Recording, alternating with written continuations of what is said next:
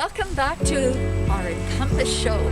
Again, here I'm amid the beauty of Gibson's, the marina to my left, the Marina Place to my right, and in the backwoods we've got our next speaker. Our next speaker is Darianne Burnett, and she's been a coastal resident for the past 25 years. Now what's interesting about Darianne is that she wants to express a lifestyle that she's been cultivating over the last 3 years, all lined up with the concept of zero waste.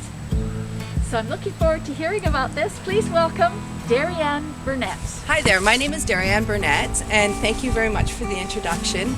I have been involved with zero waste for about 2-3 years. 3 years pretty much, 2 years pretty seriously about exploring in my life how that concept could, make a difference.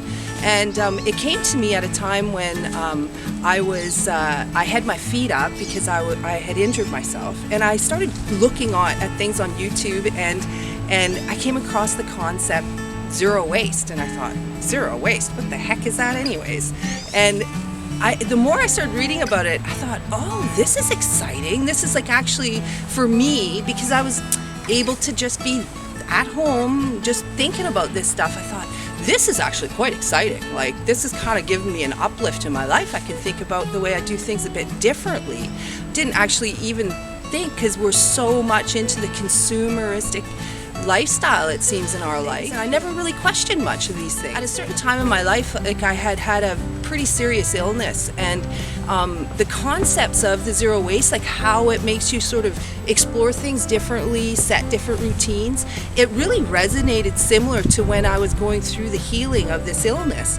And so it really made me think, okay, like, there is a bit of that energy that's really feeding this for me. I kept exploring it more and more, and what I found is that, they were saying reduce, reuse, recycle, and rot.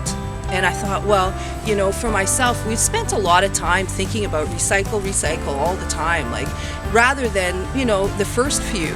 And the refuse was really a big thing, because I realized there's ways for me to just, if I'm going somewhere and somebody's giving me something, it's okay for me to actually say no thank you, and it frees in a way me from having the responsibility of these things as well, like managing them in my life. I do realize, like, there's this thing about zero waste where it seems it is a very kind of privileged way, because in the last 9 months with this whole pandemic that's been just changing the world and how we're doing things, I've realized really that we're already managing enough things. Like, that's like the last thing that we kind of want to even think. The beauty about this zero waste is it does make us really rethink the ways that we're doing things.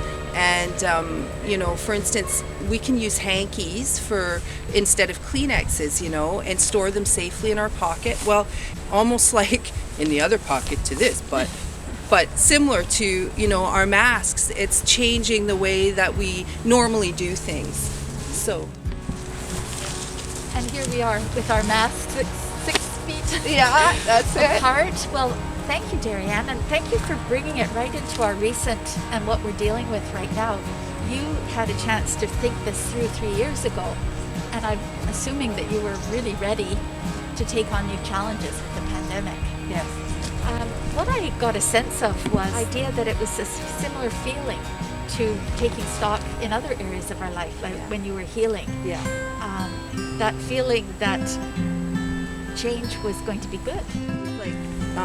It's the slowing down, where I always say it's bigger the front, bigger the back. It's like we've been zipping around so much on this planet. It's like, it's beautiful the way the world almost brought on to the world, like the globe, like, to slow down. We really, obviously I tend to think that there's some kind of order, even though it's so dramatic right now, that this slowing down is like the energetic, like, bigger the front, bigger the back. We had to slow down, And when I first started with the zero waste, that was the thing that I really was what I felt was it forced me to actually slow down and think through for a second, like, okay, do I need this?